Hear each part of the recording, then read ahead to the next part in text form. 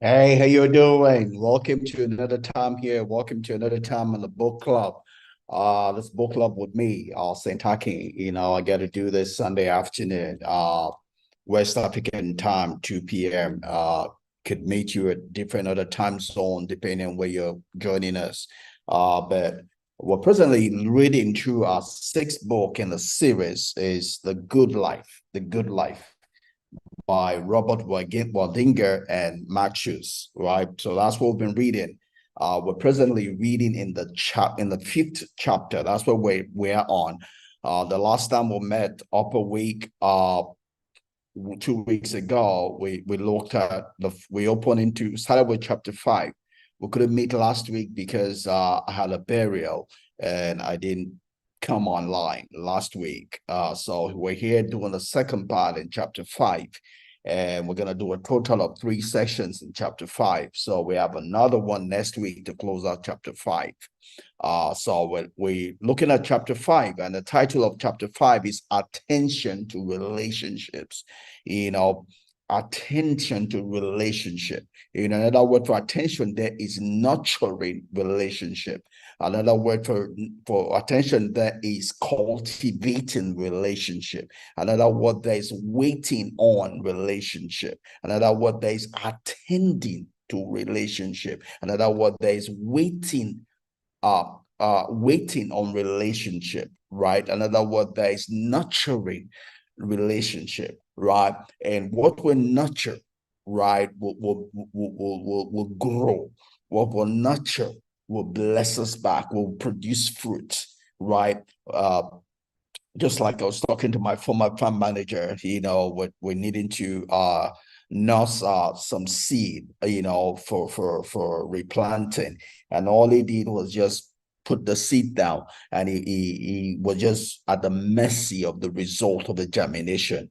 Whereas there are some other things you could do to help that germination process, right? Which could be adding some manure to it, the way you water it, the way you care for it, right? Like I love to say about Jim Rohn. Jim Rohn will tell us, that whatever result we get out of life, right, is a result. It's due to the things we did, how we nurtured our yesterday, the seed we put on the ground, the watering we put there, the manure we added to it, the care we gave to it, right? Your life is a result. Your life today is a result. Your life tomorrow will be a result, right?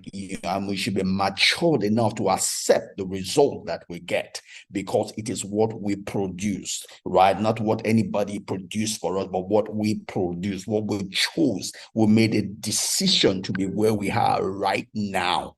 Nobody forced you to be where you are right now, whether it be status and life, whether it be location, physical, psychological, spiritual. You made a decision to be where you are right now.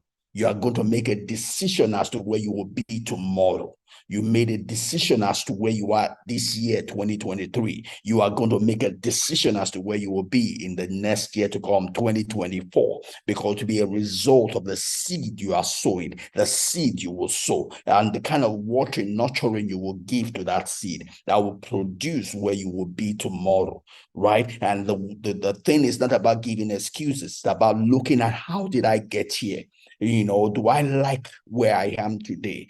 Do I like the trajectory on which my life is on? If yes, then I do more of it. If no, then I begin to look at the things I need to change. What can I change so I can get a different result from what I'm getting right now? Right?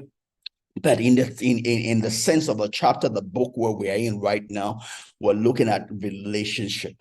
Where am I in the relationships in my life? As we're looking at from verse chapter 4, we talked about social fitness, right? Don't forget, social fitness again is my ability to engage socially, right, and to maintain my engagement, right? My ability to create relationship and to manage, nurture, maintain my existing relationship and the new ones that I create.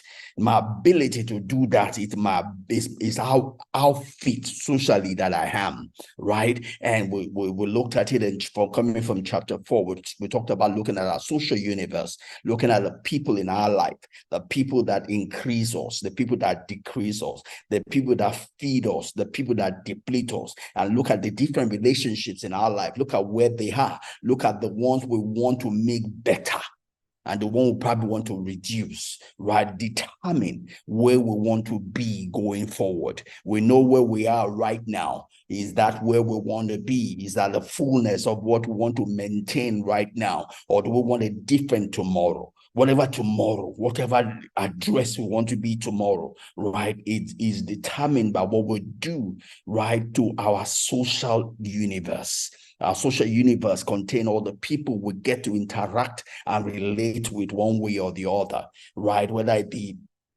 associates, family, friends, whatever, your bosses, your colleagues, but one way or the other, you get to interact, relate in one form or the other. You need to then look at those relationships, right? And ask yourself, are they where you want it to be? Could they get better? Would you want it to get better? If they get better, will it fill you or will it deplete you? Will it make you more of who you are, more of who you would want to be or not? Then you begin to then do the things that will get you to where you want to be. Right. And that's what we're talking about when we talk about attending to relationship, determining where you want your relationships to be. Right. That's a focus here in chapter 5. Right. We had the first session 2 weeks ago. We're going to go into a second session here, looking at that, and we're going to be looking at how to relate, how to engage. Then we'll probably end up looking at one area that has come to us where we engage, right? It's talking about social media. And I believe social media was created probably in 1977, 79 plus minus, but that has revolutionized, right? And our social integrations, our social integration, it was done with the intent to make it better. But that has not been the result for everybody. For some people, it has made it better. For some people, it has made it worse, right? For some people, because of social media, they committed suicide. For some people, because of social media, they become rich. They become connected. They've gone to places they never thought they could ever be in their life, right? To some, it's a blessing. To some, it's been a curse. It's nothing wrong with social media. Social media was created to be a blessing. Unfortunately, because we're human beings, right? We can tend to make anything at all, to live to his intent or to live to his opposite intent, because we can make decisions, and our decisions determine the direction of our life, irrespective of the thing that we're using, right? If you're talking about animals have no decisions to make, right? They would go to the fullest extent of what you give to them. But for human beings, because we can make decisions and we hate of the fruit of a knowledge of good and evil, we can make evil a good and we can make good a evil, right? So let's go on. I'm going to bring up my slide here and we're going to shoot. We're going to go ahead and do this like we always do, all right? Those are all right. So pretty much that's what we're doing, right? We're second part in chapter 5. Again, that's the book. It's the book, right? The Good Life, was released in January of this year. It's a compilation of a study that was done in Harvard School, right? They did a study on adult development. That study has been going on for more than 85 years now, right? They've been collecting data from people for the more than 85 years. People on their study list include John F. Kennedy, right? And it's all about learning what does it take to have the optimum adult development, to have a life that is both long and rich. Long and rich. Long and rich. What are the things that seasons life, right? In what way can we live a happy, prosperous, fulfilling life, right? That was the intent of the study, and all of that is compiled here. And that's what we're just trying to get from the richness of that study. The whole book concludes that what makes up, for having the fullness of life is relationship, the kind of relationships we have in our life, and it's not just having relationship, but having quality relationships, that will give us the fulfillment that we all yearn for in life. It's not about having success, it's about having good success. It's not about just living, it's about living a good life, a nourishing life, a fulfilling life, right? A life where you fulfill the intent of your existence, the intent of your creation, the intent of your being here, right? You've become accomplished in life. You're not just living, you're not just existing, but you are living.